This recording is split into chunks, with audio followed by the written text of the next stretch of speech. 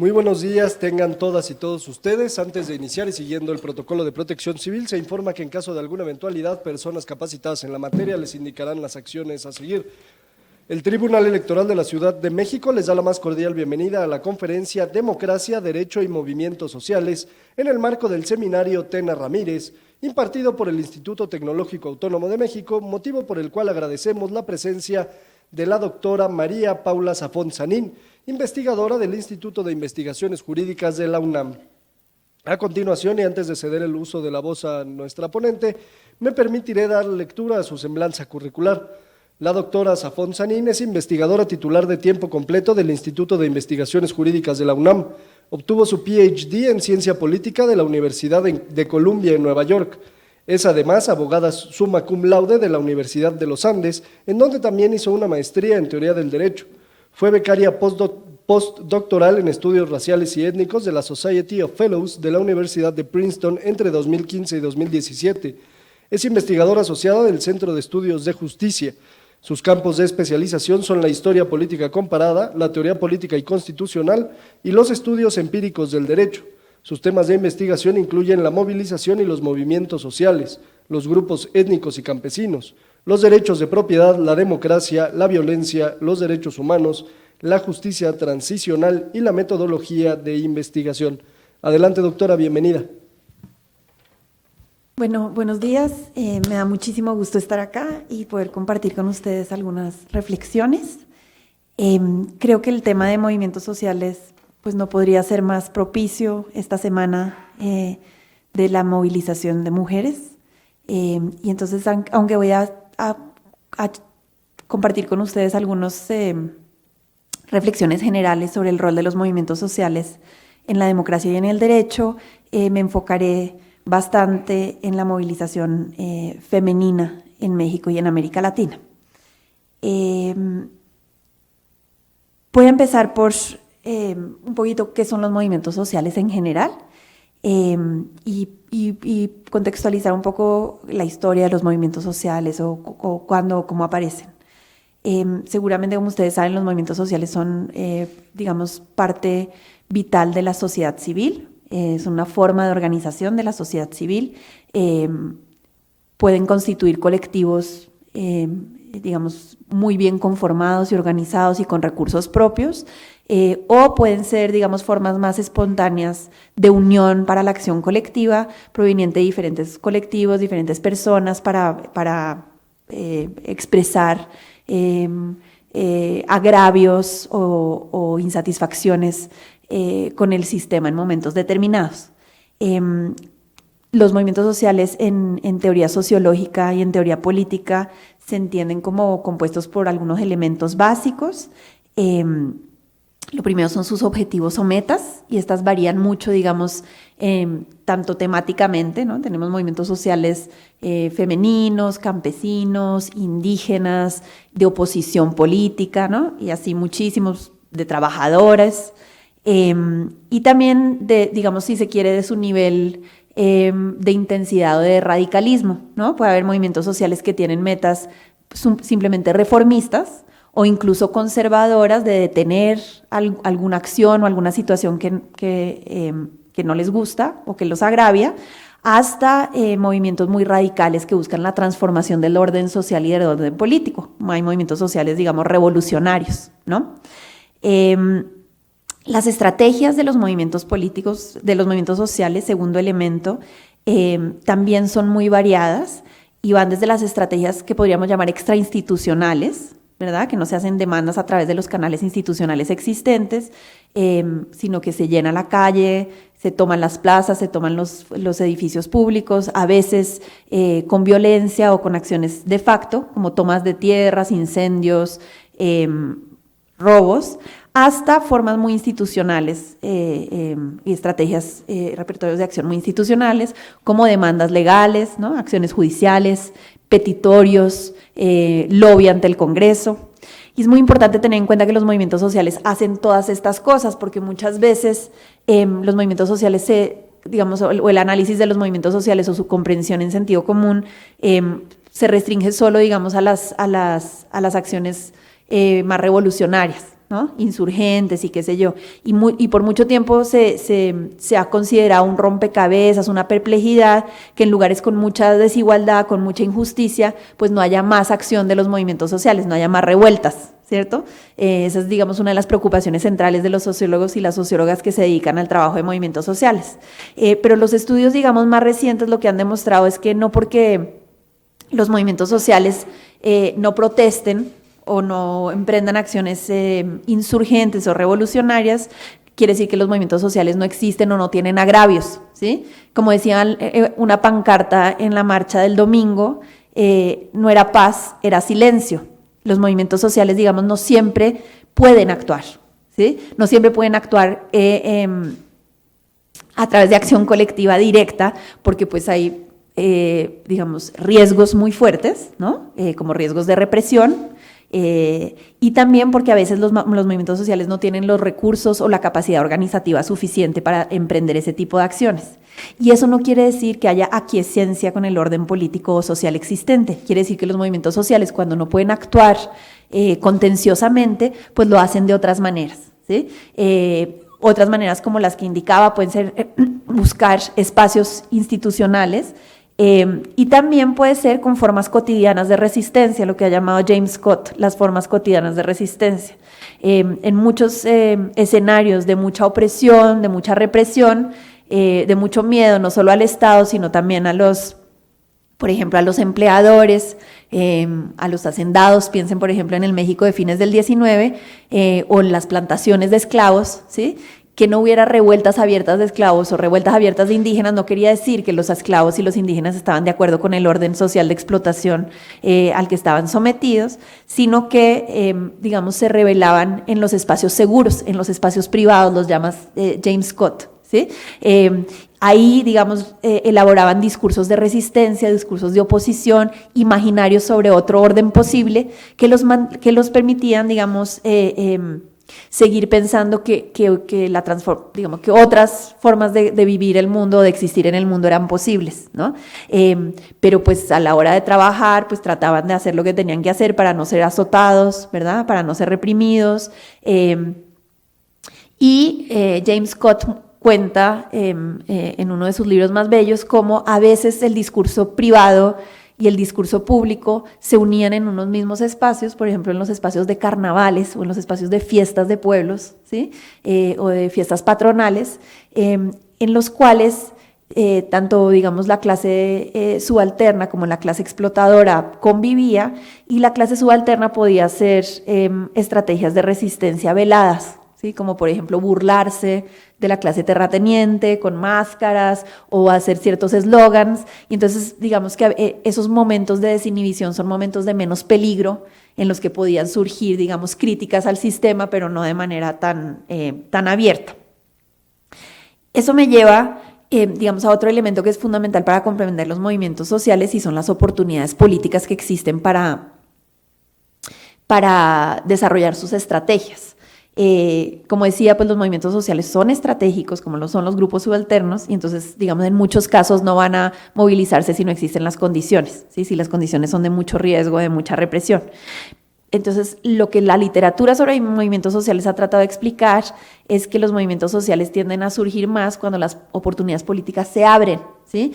Cuando hay, por diferentes razones, hay condiciones que disminuyen la posibilidad de represión, ¿sí? O que permiten, digamos, que haya expresión de demandas para cambio, ¿sí? Les doy unos ejemplos para que esto no quede tan abstracto. Por ejemplo, piensen en los momentos antes de la democratización de los países, ¿sí? Piensen, por ejemplo, en Polonia antes de la caída del muro de Berlín, cuando el movimiento Solidaridad empieza a tomarse las calles masivamente.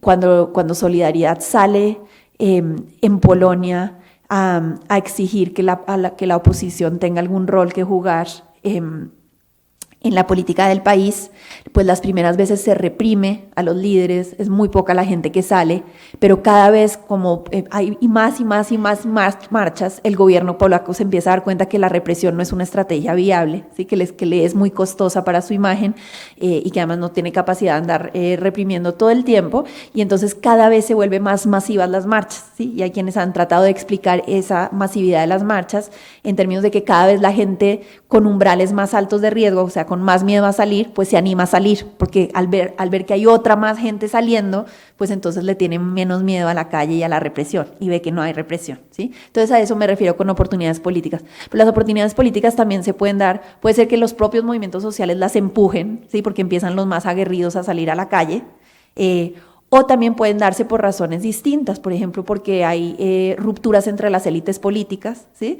Y entonces empieza a haber facciones dentro del régimen político, y algunas de las facciones dentro del régimen político empiezan a soltar discursos más pro participación o más pro liberalización, y entonces digamos, la gente empieza a tener menos miedo a expresar sus demandas, y empiezan las facciones dentro del sistema a ver que las pueden movilizar, ofrecer promesas a cambio, ¿no? Entonces puede ser por rupturas dentro de las élites, o también pueden ser por shocks externos. A veces pasan cosas que nada tienen que ver, digamos, con el sistema político, sino, por ejemplo, un terremoto puede cambiar radicalmente la política de un país, ¿sí? Puede hacer que el gobierno en el poder se ha visto, digamos, de manera muy negativa porque no pudo prevenir los desastres que surgen a raíz del terremoto, o porque reacciona muy mal frente a la emergencia, ¿no?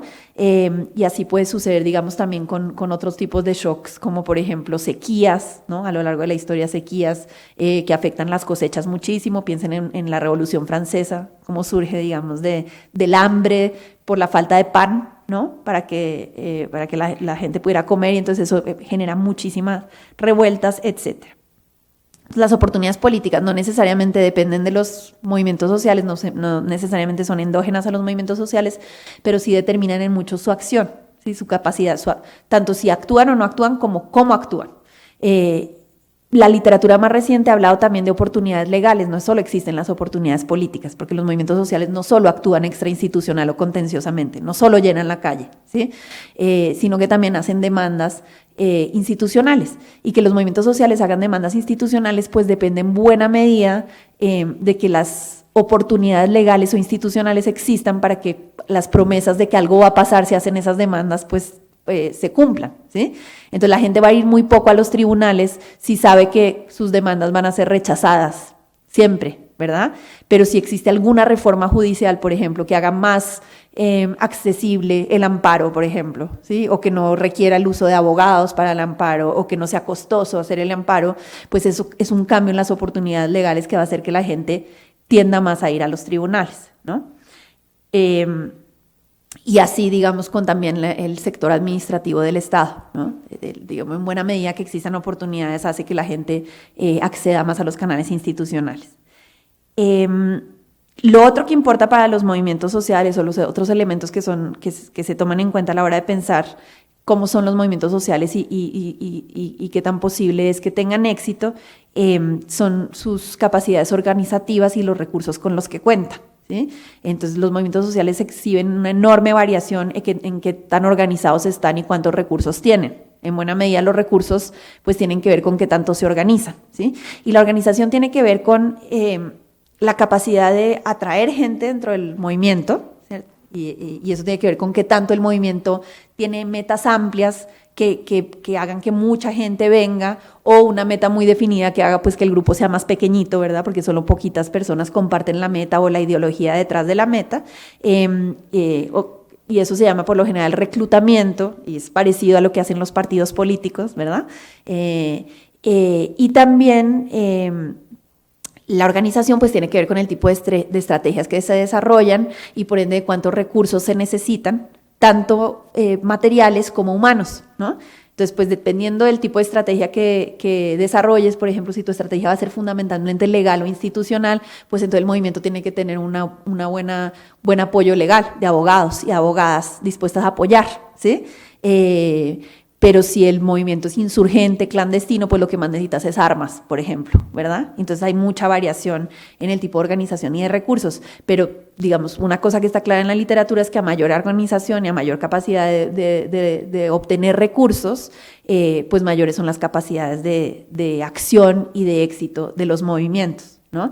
Y entonces, justo por todas esas razones, es que puede ser que en situaciones, en condiciones de mucha injusticia, de muchos agravios, de condiciones muy, muy, muy duras, pues no haya movimientos sociales fuertes, ¿sí? O porque puede haber mucha represión y entonces no hay oportunidades políticas, o porque los canales institucionales están cerrados y entonces no hay oportunidades legales, o porque también con motivo de la represión o la falta de oportunidades, pues no existe la posibilidad de generar desarrollo organizativo, ¿no?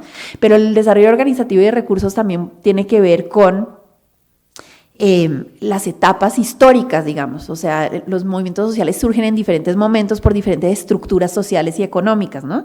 Entonces piensen, por ejemplo, en el surgimiento, en el auge de la clase trabajadora en el siglo XIX con motivo de la industrialización, ¿sí? Antes de la industrialización, pues no había movimiento social de trabajadores porque había solo campesinos y artesanos, ¿verdad?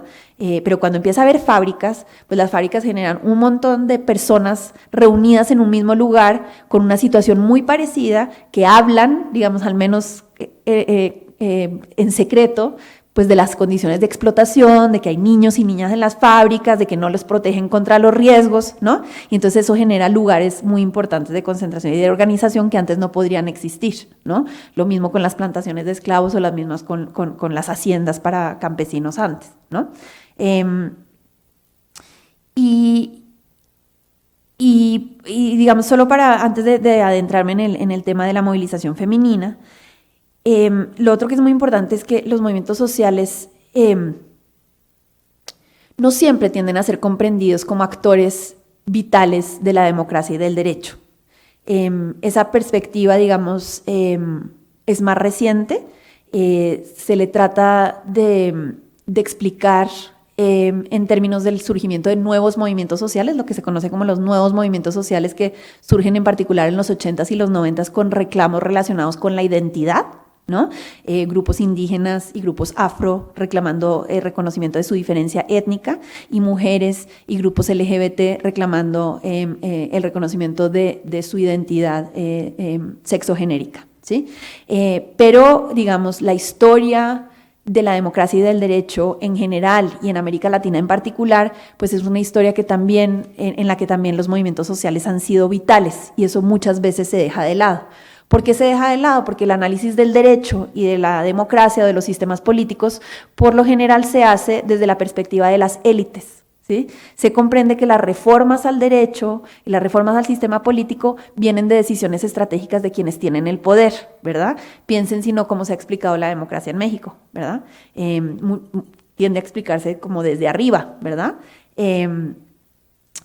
Y aunque las decisiones estratégicas de las élites son fundamentales, porque son las élites quienes tienen poder, pues los movimientos sociales juegan un rol vital muchas veces que no se ve, ¿sí? Juegan un rol empujando para que haya reformas y muchas veces consiguiéndolo con la presión que ejercen, pero incluso cuando no logran sus cometidos, cuando no logran las reformas que quieren, pues el hecho de que la movilización social exista en torno a temas cambia los temas que están en la agenda pública, ¿sí? O sea que cada vez obliga más a las élites a fijarse en temas que al principio no se hubieran fijado, ¿no? Y el caso de la movilización femenina, pues es un caso excelente de eso, porque, digamos, la violencia contra las mujeres pasó de un tema que le importaba a muy pocas feministas, ¿sí? No solo le importaba a las feministas, sino que no le importaba a todas las feministas, a pasar a ser un tema que ya la gente no puede dejar de ver, por la gravedad de la tragedia, pero también porque todo el tiempo se está hablando de eso y todo el tiempo se están llenando las calles, ¿no? Exigiendo justicia. Entonces, los movimientos sociales, digamos que deberían ser considerados como una pieza muy importante de la democracia, además de porque son impulsores de cambios, ¿sí? Porque formulan, digamos, imágenes del mundo distintas a las que el statu quo permite, ¿sí? O sea, los movimientos sociales, por tener metas ambiciosas, por tener metas transformadoras, pues muchas veces dicen, bueno, otro mundo es posible, ¿sí? Un mundo no patriarcal es posible, por ejemplo, ¿sí? Cosa que en México pareciera descabellada, ¿sí? Pero podemos pensar en una sociedad no patriarcal. Y esa meta, aunque parezca irrealizable al comienzo, aunque parezca utópica, pues por lo menos genera, digamos, una discusión sobre los otros mundos posibles y los caminos para llegar a ellos, que es muy importante, pues para que las personas tampoco se sientan desesperadas, ¿no? O sin posibilidades en el mundo, en el rol que les toca ocupar en el mundo. Pero además los movimientos sociales, como ustedes deben saberlo bien, como parte activa y organizada de la sociedad civil, pues son fundamentales en el monitoreo de la democracia, ¿verdad? Los movimientos sociales observan de cerca a las autoridades y denuncian sus abusos, y entonces son una forma de rendición de cuentas, digamos, extrainstitucional de la mayor importancia. Cuando la sociedad civil está organizada y es activa, pues puede limitar, contener abusos de poder muy importantes. Que a veces, digamos, los propios órganos de control pueden no darse cuenta, ¿no? Porque suceden en otros ámbitos. También piensen que los movimientos sociales operan muchas veces en la periferia del Estado, operan en los lugares que al Estado menos le importan, ¿no? Y hacen visibles esos temas que al Estado ni siquiera se le ha ocurrido mirar. Ese es el caso, por ejemplo, del feminicidio. Cuando las feministas empiezan a pensar, a denunciar el tema de feminicidio, una de las estrategias más interesantes que hacen de comunicación y difusión es hacer mapas del feminicidio, ¿no?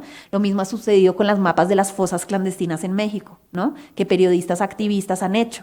Entonces, al visualizar dónde están las fosas, dónde están los feminicidios, empiezan a darse cuenta de que hay patrones, ¿sí? Que en unos municipios del Estado de México ocurren y en otros no. Y entonces que algo debe estar pasando ahí relacionado con la estructura del Estado, ¿no? Que está, digamos, generando una impunidad sistemática, ¿no? Y eso prende alarmas a un Estado que ni siquiera, digamos, se le había ocurrido pensar que puede ser que hubiera lugares más problemáticos que otros para las mujeres o de menos seguridad para las mujeres, ¿sí? Por ejemplo, una anécdota, cuando ocurrió el sismo de la Ciudad de México en el 2017, un grupo de académicas y de organizaciones de sociedad civil nos dedicamos a hacer un informe de las afectaciones a las violaciones de derechos humanos por el sismo. Y una de las cosas que evidenciamos fue que las personas damnificadas que ya no podían estar en sus casas y en sus edificios no se iban a los albergues oficiales. Los albergues oficiales estaban súper subocupados, ¿sí? Había albergues disponibles, pero mucha gente no quería ir a ellos. No quería ir a ellos o porque quedaban lejos de sus casas o porque los trataban muy mal, los trataban como si se tratara de un reclusorio, no los dejaban salir de noche, había como reglas muy firmes de dónde podían ir los niños con sus mamás y dónde no. Y entonces las personas lo que hicieron fue campamentos informales, que seguro ustedes lo recuerdan, muchas veces en el propio edificio afectado o al lado, ¿sí? Y entonces nosotros estuvimos visitando los campamentos para saber pues en qué condiciones estaban las personas y obviamente el Estado pues no les ofrecía nada, ni agua potable, no había servicios de ningún tipo, a pesar de que la ciudad pues tenía muchísimos recursos disponibles, ¿no? Cuando nosotros hicimos el primer, digamos, corte de informe de la situación de los albergues y campamentos, nos reunimos con Secretaría de Gobierno de la ciudad y nos pidieron que por favor les dijéramos dónde estaban los campamentos, pero ellos no tenían absolutamente ninguna información de dónde estaban los campamentos, ¿sí? Entonces a eso me refiero con lo que puede hacer sociedad civil de visibilizar situaciones, digamos, que el Estado no se da cuenta o porque no tiene la capacidad o porque no tiene la voluntad de mirar hacia ciertos lugares o hacia ciertas problemáticas. Y en ese sentido la movilización social es muy importante, ¿sí? Eso en general. Digamos, ahora me dedico un poquito a hablar de la movilización femenina.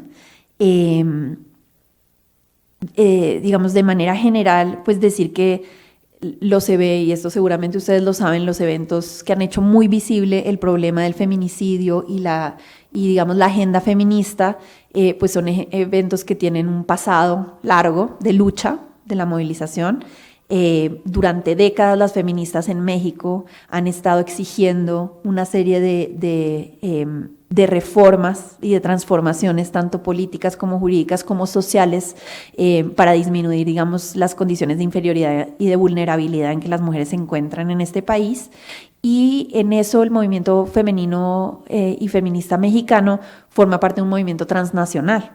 La movilización femenina desde sus orígenes ha sido transnacional, es decir, ha tenido relaciones un país con otro, las feministas, desde el siglo XIX, ¿sí? Piensen en las primeras reivindicaciones que hacen las feministas, pues son por el sufragio, por la extensión al sufragio femenino, ¿verdad? Y las suffragettes francesas se enviaban cartas con las inglesas, con las estadounidenses, pero en América Latina también. Las sufragistas se conversaban, las mexicanas le escribían cartas a las colombianas, le escribían cartas a las argentinas, ¿sí? Hacían encuentros internacionales. Los encuentros internacionales empiezan a mediados del siglo XX en América Latina, en donde se reúnen mujeres de diferentes países a discutir las problemáticas de las mujeres. Y entonces esto ha sido, digamos, una lucha vieja e internacionalizada desde el comienzo. ¿Qué exigen las mujeres desde el comienzo? Pues diferentes formas de igualdad, ¿sí? Empezando por la igualdad política, como mencionaba hace un momento, el sufragio fundamental, poder votar, pero también poder ser elegidas. No siempre las dos cosas se dieron a un mismo tiempo. De toda suerte de igualdad en los derechos civiles, derechos de familia, ¿no? Digamos, el divorcio fue una gran reivindicación de las mujeres, poder emanciparse de un matrimonio infeliz u obligado, pero también igualdad, digamos, en las relaciones con los hijos y las hijas tras el divorcio, ¿no? Custodia compartida, alimentos, también en materia de sucesiones, sucesión igualitaria, que no era obvio, quienes heredaban eran los varones, luego igualdad laboral, ¿no? Igual acceso a trabajos iguales, iguales condiciones laborales, igual pago, y eso no es una lucha totalmente conquistada. Como ustedes saben, todavía sigue habiendo muchísima discriminación en el ámbito laboral, tanto en términos de número de personas que trabajan en todas las posiciones, pero en particular en las posiciones de poder, el llamado techo de cristal, ¿no? Hay muchas mujeres en las empresas y en el sector público, pero las mujeres tienden a estar en los puestos más bajos. O que incluso cuando están en los puestos más altos, pues les pagan menos que a los hombres, ¿sí? No le pagan lo mismo a una directora de una empresa que a un director de la misma empresa. Después, la igualdad en derechos sexuales y reproductivos, que se volvió vital a partir de los años 70 con la liberación femenina cultural, en donde las mujeres empiezan a decir que no solo quieren igualdad,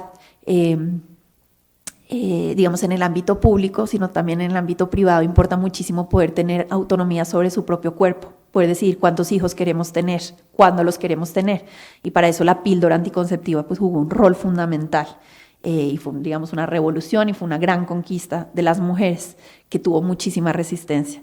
Lo mismo sucede ahora con el aborto. Saben que es un tema muy polémico, se ha logrado la legalización del aborto en algunos países, pero hay muchos que tienen restricción absoluta del aborto, incluso cuando el aborto es fruto de violaciones, cuando el aborto implica malformaciones fetales que impiden que el feto viva al nacer, cuando implican graves riesgos para la salud de la madre, y entonces, digamos, incluso en esas condiciones muy difíciles hay países que criminalizan el aborto y meten a las mujeres a la cárcel por abortar. Y después está todo el ámbito de los derechos sociales, económicos y culturales, ¿no? Igual acceso a la salud, igual acceso a la educación, igual acceso al disfrute, a la vida recreativa, ¿no? Y evidentemente en ese ámbito, pues la igualdad es una igualdad en sentido material, no formal, ¿sí? Porque para que las mujeres puedan tener igual acceso a la salud o igual acceso a la educación, pues en muchos casos se requiere derribar barreras estructurales que impiden que las mujeres incluso pidan una plaza en la universidad, por ejemplo, ¿sí? O incluso se animen a ir al hospital. Piensen en mujeres indígenas, ¿sí? Que desconfían de los hospitales porque piensan que ahí las van a violentar, ¿sí? Entonces, en buena medida la agenda de derechos económicos, sociales y culturales pasa por la agenda de discriminación positiva o de acciones afirmativas, ¿no? Y lo que buscan es garantizar que las mujeres puedan tener un acceso efectivo, real, en igual de condiciones, dadas las limitaciones estructurales que enfrentan, ¿no? Y ahí es cuando empieza el tema de las cuotas a tener mucho sentido. Las cuotas no son solo en materia política, para que pueda haber paridad o cercanía a la paridad, sino que también se pueden pensar en términos de acceso a la educación. Hay países que han implementado cuotas educativas, ¿sí? Fuera de las cuotas, pues se empieza a pensar muchísimo en servicios especializados para las mujeres, en tratamiento especial, ¿sí? En cómo la igualdad se logra a partir del tratamiento distinto. Entonces, por ejemplo, un acceso en condiciones de igualdad a la salud de una mujer que ha sido víctima de violencia sexual, pues pasa porque la atienda una mujer. con un equipo de psicólogas que pueda entenderla en lugar de revictimizarla, que le haga las preguntas adecuadas, que también sepan no preguntar ciertas cosas, ¿sí? Para que no vuelva a ser víctima, digamos, de una nueva forma de violencia en su contra, ¿no?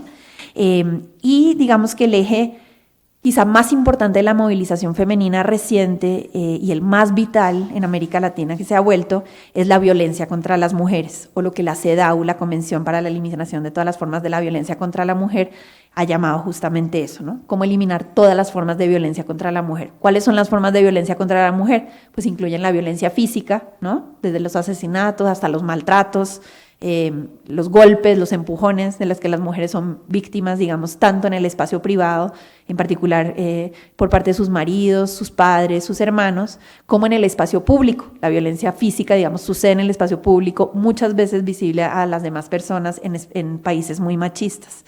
También incluye la violencia psicológica, ¿no? Los gritos, los insultos, las mofas por el hecho de ser mujer. Incluye la violencia sexual, que no solo implica violación sexual, sino implica muchas formas de acoso, ¿no? Muchas formas de violencia no consentidas. También incluye el acoso laboral, incluye cosas como la violencia ginecobstétrica, ¿no? Ya me refería hace un momento. El acceso a la salud puede volverse violento, ¿no? Cuando las mujeres, digamos, por ejemplo, no les preguntan por los procedimientos que les van a hacer. Ya saben que en América Latina han sido muchos los casos de esterilizaciones forzadas, ¿no? En particular de población étnica y campesina, pero también, digamos, de malas prácticas en el aborto, de prácticas no consentidas en los partos, cesáreas forzadas, ¿no? Etcétera.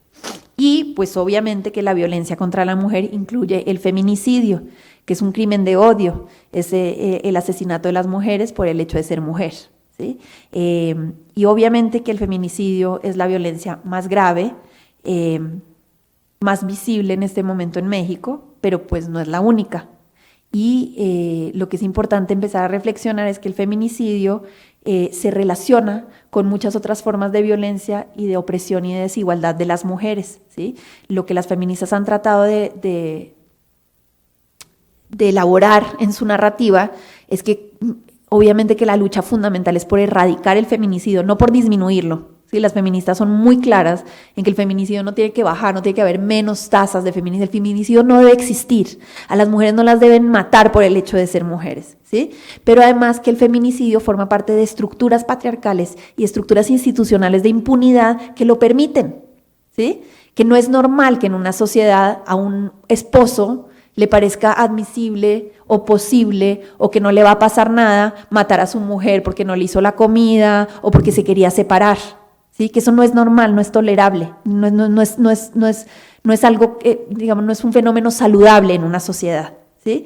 Y que ese fenómeno, digamos, aunque nos muestra lo grave y lo trágico del momento, pues muestra que hay estructuras que lo permiten, ¿sí? Porque lo que le pasa a una mujer cuando es víctima de feminicidio o de desaparición también, por ejemplo, digamos, no es solo que la matan con impunidad, o sea, que las personas que la matan o la desaparecen saben casi con certeza que no les va a pasar nada, sino que cuando sus familiares intentan buscarla, intentan hacer una denuncia por desaparición, pues le dicen, no, ya va a aparecer, eso no es desaparición, ¿sí? Es una pérdida normal y entonces hay que esperar 72 horas, aunque los protocolos indican lo contrario.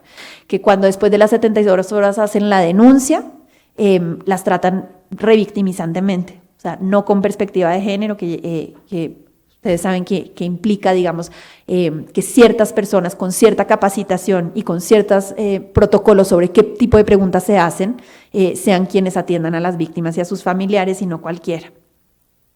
Y también sucede que, digamos, en los casos de asesinato, en muchos casos se piensa, por ejemplo, que las mujeres, o se dice públicamente que las mujeres no fueron asesinadas, sino que se suicidaron, ¿no? Esa es una cosa muy común que sucede en México. Las víctimas de feminicidio, la hipótesis principal de las autoridades tiende a ser el suicidio. Ha pasado en casos muy importantes como el de Mariana Lima, que seguramente ustedes conocen, que terminó en un amparo por parte de la Suprema Corte. Su esposo, que era policía, la mató e hizo parecer la escena del crimen como un suicidio. No solo él con su capacidad como policía que tenía para manipular la escena del crimen, sino que sus colegas policías lo ayudaron y lo acompañaron, ¿sí? Y manipularon mucha evidencia, hicieron que se perdiera muchísima evidencia que era vital para poder probar la responsabilidad del perpetrador, ¿no? Lo mismo sucedió en el caso de Lesbi, de la UNAM, ¿sí? Que lo hicieron pasar por suicidio, y en el medio en que la hipótesis imperante es el suicidio, pues se pierden muchísimas pruebas que son de suma importancia y que se tienen que recolectar en el momento de los hechos para que digamos, no se pierda. ¿Qué sucede? Digamos, y esto es lo que las feministas han tratado de llamar impunidad estructural, ¿sí? ¿Qué sucede cuando, digamos, las mujeres, los hombres saben que no les va a pasar nada por el tipo de violencia que ejercen, y que las mujeres saben que no va a pasar nada si denuncian? Pues que nadie denuncia, ¿sí? La impunidad más alta en México tiene que ver con que muy poquita gente se anima a denunciar, y quienes se animan a denunciar pues pasan por un viacrucis verdaderamente doloroso, en el que tienen que todo el tiempo estar tratando de convencer a las autoridades de una hipótesis suya, que es que la mataron o la desaparecieron, ¿sí? Pero cuando las personas no tienen la capacidad técnica para probar, y cuando enfrentan todas las barreras de un sistema que no le importa probar lo contrario, ¿sí? Entonces no hay denuncias, hay revictimización en todos los procesos, y por ende hay muy pocas sentencias, ¿no?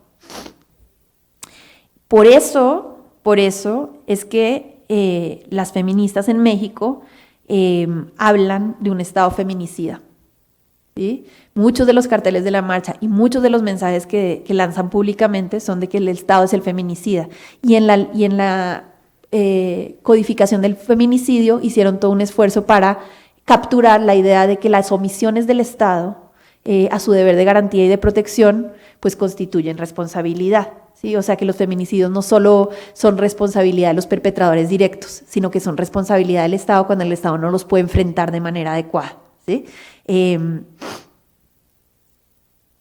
¿Qué han hecho las mujeres para visibilizar, digamos, esta relación compleja entre las condiciones estructurales, institucionales y la violencia feminicida? Yo pienso que lo que más han hecho interesante es, digamos, insistir en la gravedad del feminicidio, visibilizar la gravedad, ¿no? y convertirlo en una tragedia.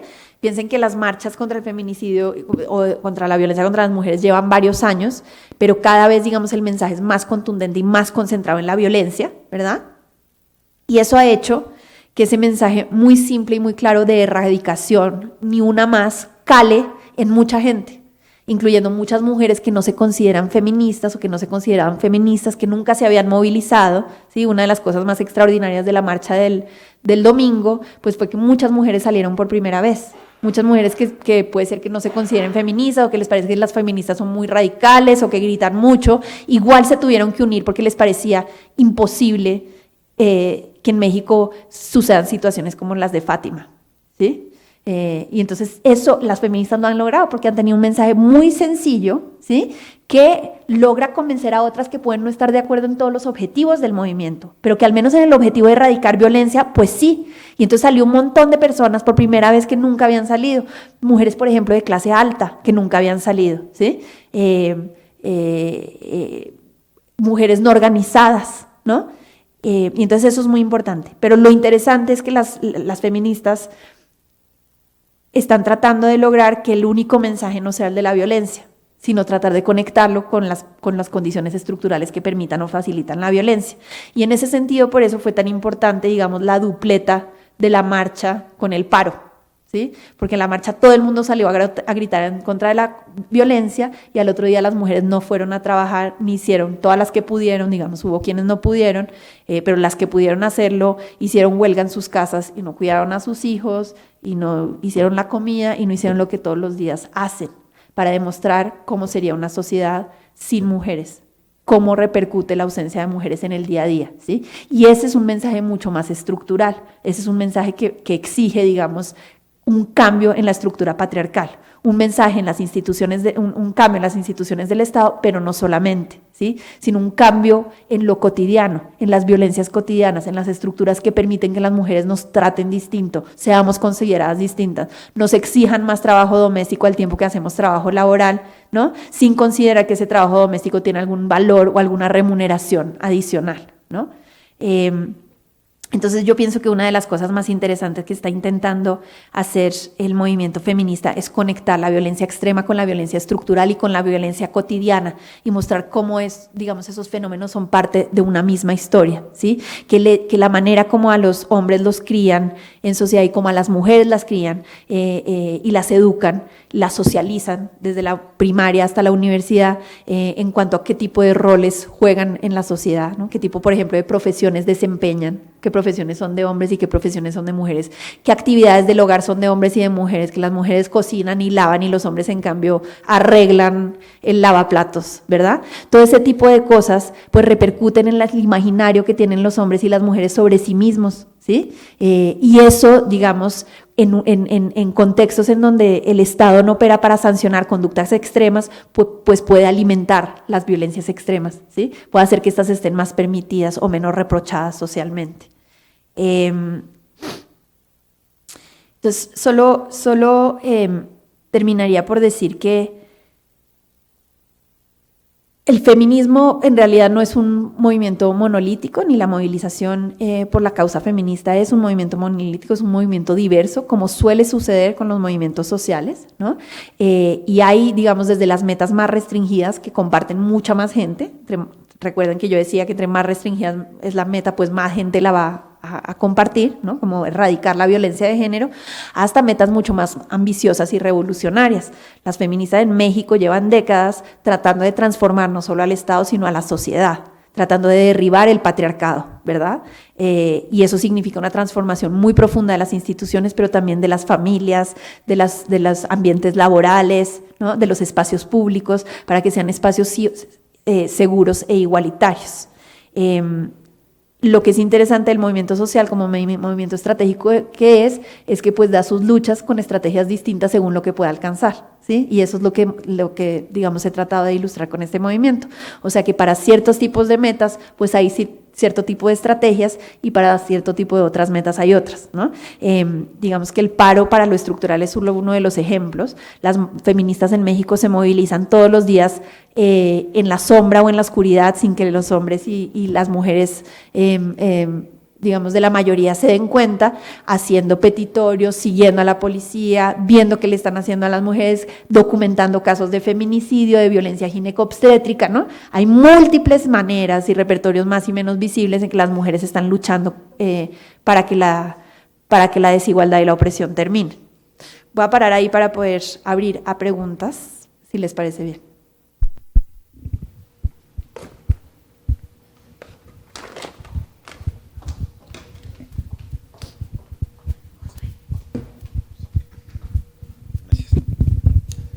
Muchísimas gracias, doctora. Primero que nada, agradecerle su tiempo. Estos tipos de temas siempre son importantes para cualquier tipo de sociedad, y en especial en nuestra institución, que obviamente trata de proteger un ámbito democrático. Quisiera simplemente ver si pude retomar como un par de ejemplos en el caso de que nos mencionaba que este tipo de movimientos pueden dividirse o surgir en dos tipos de sociedades. Una que es una sociedad un poquito más abierta con, digamos, todo el contexto para que puedan manifestarse. Un ejemplo podría ser a lo mejor en el caso de Francia, que obviamente tiene bastantes movimientos sociales, incluidos temas de aborto, temas de protestas en el caso de transportistas, y que obviamente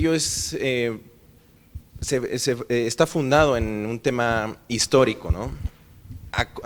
En una, digamos, contraposición, a lo mejor tenemos el caso de Venezuela, que a lo mejor es un caso en el cual no hay las circunstancias idóneas para poder hacer una movilización, ya que la represión es, digamos, un poco más agresiva. En efecto, coincido que los movimientos sociales sí son necesarios, porque como un ente gubernamental y en general la verdad no es absoluta, entonces siempre el gobierno tiende a tener una postura en la cual pues piensa que lo que hace está bien, y creo que ahí radica parte de la importancia de la sociedad civil, en mostrar que la perspectiva que tiene el gobierno no es la total, no es la verdad absoluta, por lo tanto necesita que alguien, en este caso sociedad civil, apoye para tener una mejor perspectiva, ¿no? Digamos, del otro lado de la cara de la moneda. En este caso, escuchamos obviamente los beneficios o la parte positiva de los movimientos, que son justamente que se visualice esta situación. Pero ¿cuál sería la parte negativa de los movimientos sociales? Digamos, el que se genere un movimiento tras otro, cuando a veces ya no hay una causa fundada, ¿no? Y obviamente tienden a politizarse incluso estos movimientos sociales, pero ¿cuál sería la parte negativa, por así decirlo? Muchas gracias. ¿Una pregunta? Muchas gracias, súper pertinente el comentario y las preguntas. Yo empezaría por decir, en la diferencia que usted hace de sociedades abiertas y sociedades cerradas, que creo que es así, digamos, así como en Venezuela o Nicaragua, por ejemplo, son casos en los que se empezó gradualmente y casi que de repente exponencialmente a cerrar las oportunidades políticas de movilización y de oposición, pero digamos, el contexto era abierto antes, ¿sí? ¿No? Entonces hay un proceso, digamos, de cierre de las oportunidades de oposición y de movilización. También ha habido casos en donde el sistema político empieza cerrado, ¿sí? Piensen en despotismos o monarquías muy autoritarias, ¿no? O en dictaduras militares, ¿sí? Digamos que el proceso es opuesto, ¿sí? En las dictaduras del cono sur latinoamericano de los 70s, por ejemplo, empezó a pasar, el caso de Brasil, por ejemplo, un proceso gradual en que las dictaduras, y por eso el caso polaco lo ponía a colación también porque es parecido, en que las dictaduras empiezan a dejar que las personas se manifiesten. Entonces, al principio las personas se manifiestan en condiciones de muy alto riesgo. Piensen, por ejemplo, en las madres y las abuelas de la Plaza de Mayo en Argentina, que seguramente las conocen, ¿no? Les habían desaparecido a sus hijos militantes, muchas de las mujeres que habían sido desaparecidas estaban detenidas en cautiverio, embarazadas, y a los hijitos, a los bebés los robaron y los fueron adoptados por los represores, por los miembros de la junta militar. Y las madres en condiciones de muy alto riesgo porque no se podía protestar. O sea, piensen en la junta militar argentina, no permitía ninguna forma de oposición. Todas las semanas empiezan a salir a la Plaza de Mayo con los carteles con las fotos de sus hijos, ¿sí? Y de sus hijas. Y ese ambiente, como se va cada vez hay más gente que se anima a salir a la calle a acompañar a las madres y a las abuelas, en un contexto en el que también la ruptura de la legitimidad de la Junta es muy notable por la Guerra de las Malvinas, ¿no?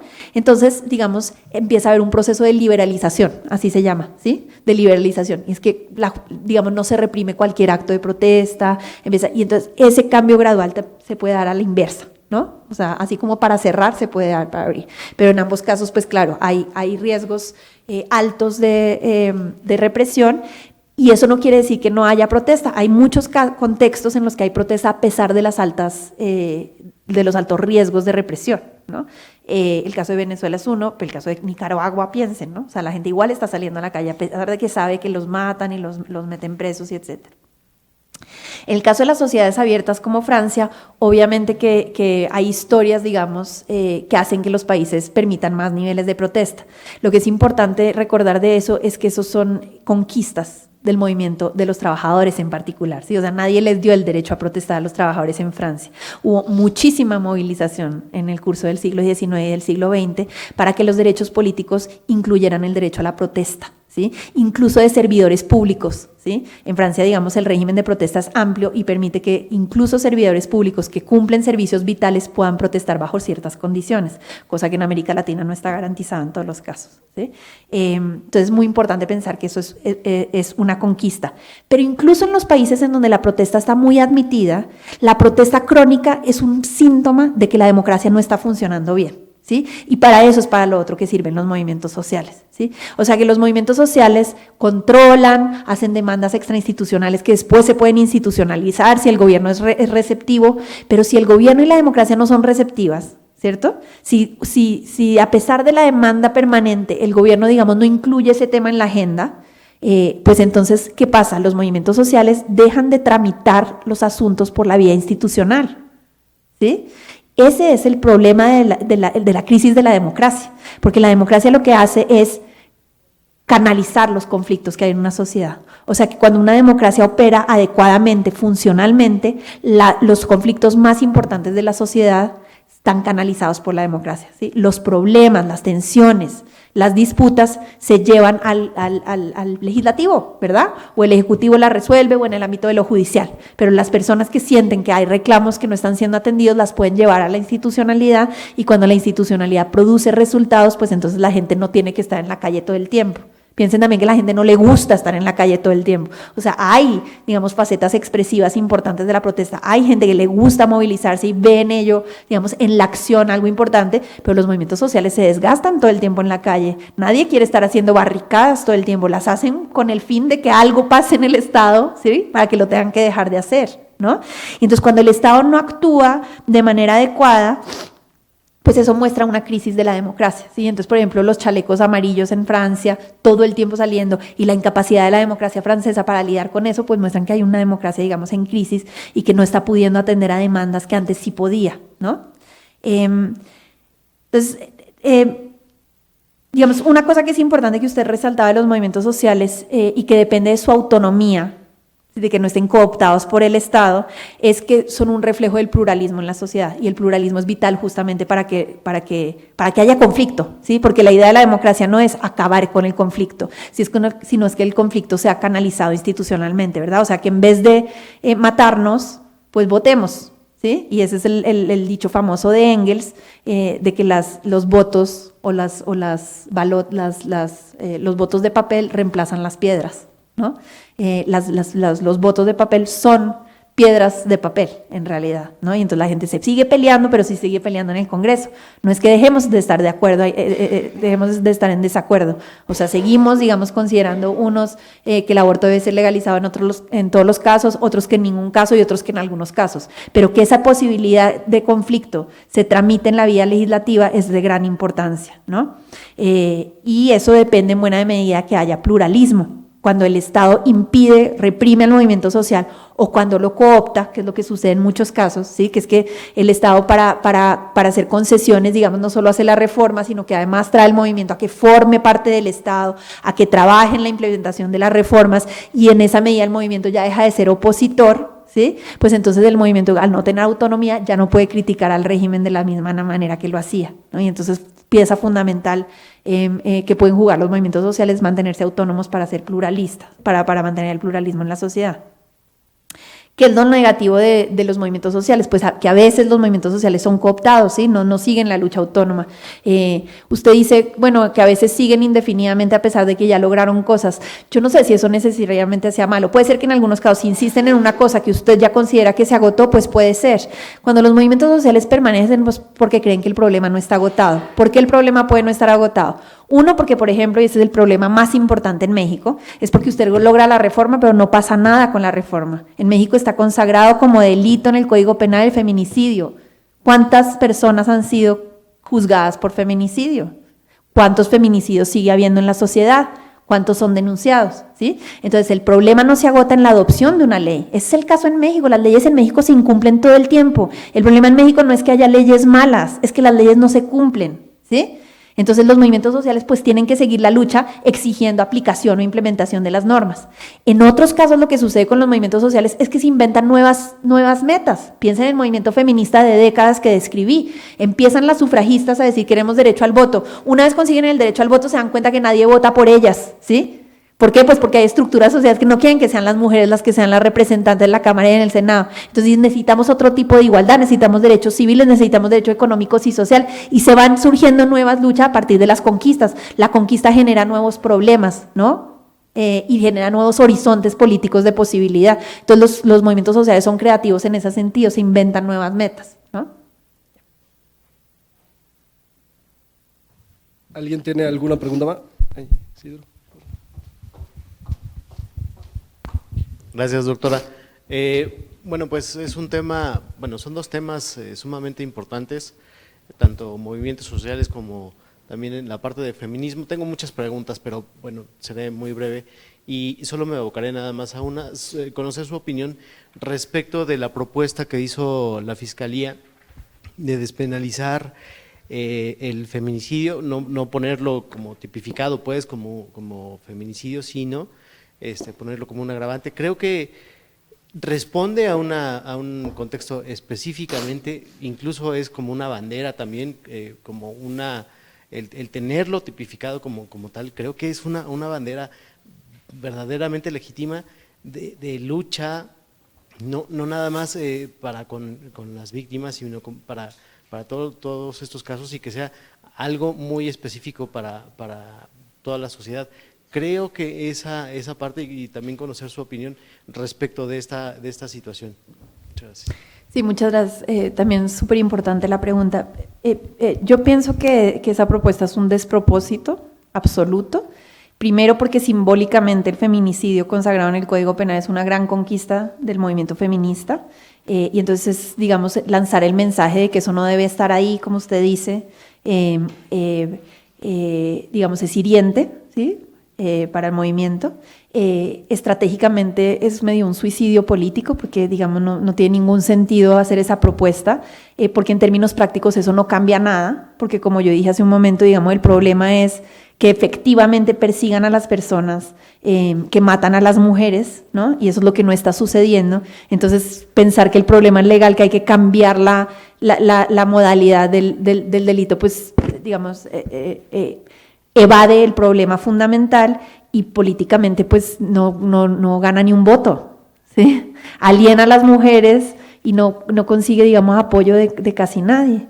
El problema en México fundamental es que esa promesa simbólica consagrada en el feminicidio se convierta en realidad y que empiece a haber persecuciones y condenas a los feminicidas. Ahora, una nota crítica es el feminismo ha tenido, digamos, mucha ambigüedad frente al sistema penal, ¿sí? Muchas de las feministas consideran que el camino principal de lucha contra la violencia de género no es meter a los hombres presos, ¿sí? Que justamente el punitivismo también es una forma, digamos, patriarcal de responder a los problemas, ¿no? Y entonces hay muchas discusiones dentro del feminismo sobre si la lucha principal debería ser por tipificar los crímenes, o si debería haber reformas mucho más estructurales, sociales, que prevengan que esos crímenes tengan lugar, ¿sí? Entonces, digamos, así como codificar no es suficiente para que se persiga a los feminicidas, tampoco es suficiente perseguir a los feminicidas, y la sociedad todo el tiempo está produciendo nuevos feminicidas o nuevas personas que se consideren, que crean que es legítimo, digamos, violentar a las mujeres. Muchas gracias. ¿Alguien tiene alguna pregunta más?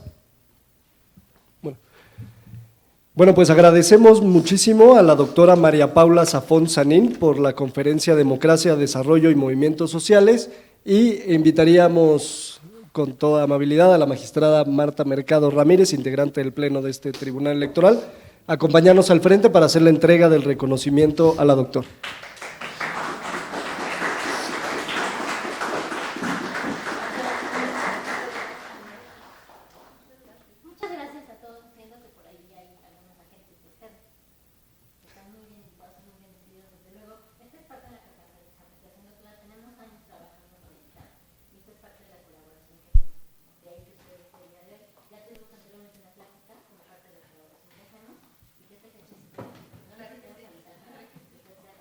Muchas gracias.